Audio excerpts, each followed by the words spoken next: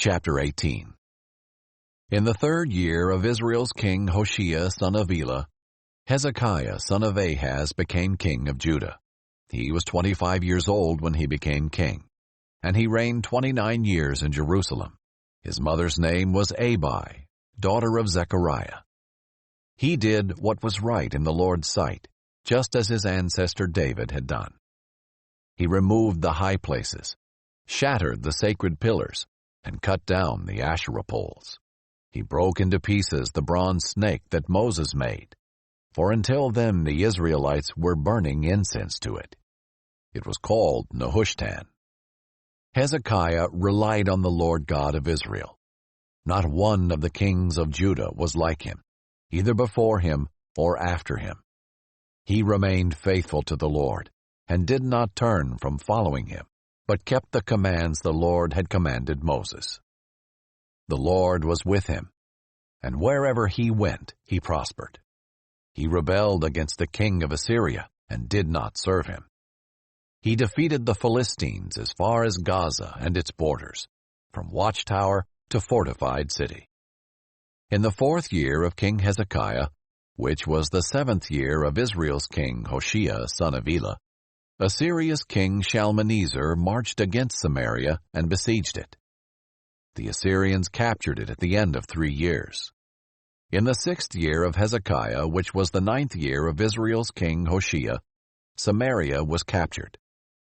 The king of Assyria deported the Israelites to Assyria and put them in Halah, along the Habar, Gozan's river, and in the cities of the Medes, because they did not listen to the Lord their God, but violated his covenant, all he had commanded Moses, the servant of the Lord. They did not listen, and they did not obey. In the 14th year of King Hezekiah, Assyria's king Sennacherib attacked all the fortified cities of Judah and captured them. So King Hezekiah of Judah sent word to the king of Assyria at Lachish, "I have done wrong. Withdraw from me. Whatever you demand from me, I will pay." The king of Assyria demanded 11 tons of silver and 1 ton of gold from King Hezekiah of Judah. So Hezekiah gave him all the silver found in the Lord's temple and in the treasuries of the king's palace. At that time Hezekiah stripped the gold from the doors of the Lord's sanctuary, and from the doorposts he had overlaid, and gave it to the king of Assyria. Then the king of Assyria sent the field marshal, the chief of staff, and his royal spokesman, along with the massive army from Lachish, to King Hezekiah at Jerusalem. They advanced and came to Jerusalem, and they took their position by the aqueduct of the upper pool, by the road to the launderer's field. They called for the king. But Eliakim, son of Hilkiah, who was in charge of the palace, Shebna, the court secretary, and Joah, son of Asaph, the court historian, came out to them. Then the royal spokesman said to them, "Tell Hezekiah this is what the great king, the king of Assyria, says. What are you relying on? You think mere words are strategy and strength for war? Who are you now relying on so that you have rebelled against me? Now look, you are relying on Egypt, that splintered reed of a staff that will pierce the hand of anyone who grabs it and leans on it. This is what Pharaoh, king of Egypt, is to all who rely on him. Suppose you say to me, 'We rely on the Lord our God.' Isn't he the one whose high places and altars Hezekiah has removed, saying to Judah and Jerusalem, 'You must worship at this altar in Jerusalem'? So now, make a bargain with my master, the king of Assyria. I'll give you 2,000 horses, if you're able to supply riders for them. How then can you drive back a single officer among the least of my master's servants? How can you rely on Egypt for chariots and for horsemen? Now have I attacked this place to destroy it without the Lord's approval?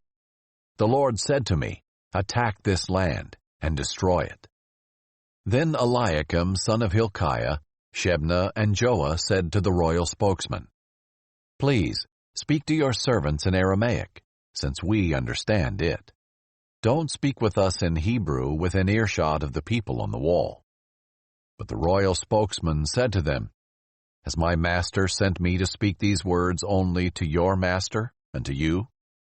Hasn't he also sent me to the men who sit on the wall, destined with you to eat their own excrement and drink their own urine?" The royal spokesman stood and called out loudly in Hebrew, "Hear the word of the great king, the king of Assyria. This is what the king says. Don't let Hezekiah deceive you. He can't rescue you from my power. Don't let Hezekiah persuade you to rely on the Lord by saying, 'Certainly the Lord will rescue us.' This city will not be handed over to the king of Assyria. Don't listen to Hezekiah, for this is what the king of Assyria says. Make peace with me and surrender to me.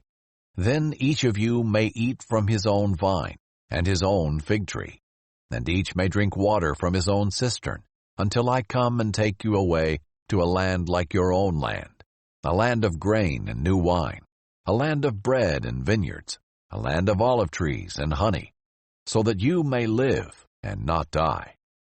But don't listen to Hezekiah when he misleads you, saying, 'The Lord will rescue us.' Has any of the gods of the nations ever rescued his land from the power of the king of Assyria? Where are the gods of Hamath and Arpad? Where are the gods of Sepharvaim, Hena, and Iva? Have they rescued Samaria from my power? Who among all the gods of the lands has rescued his land from my power? So will the Lord rescue Jerusalem from my power?" But the people kept silent. They did not answer him at all, for the king's command was, "Don't answer him." Then Eliakim, son of Hilkiah, who was in charge of the palace, Shebna, the court secretary, and Joah, son of Asaph, the court historian, came to Hezekiah with their clothes torn, and reported to him the words of the royal spokesman.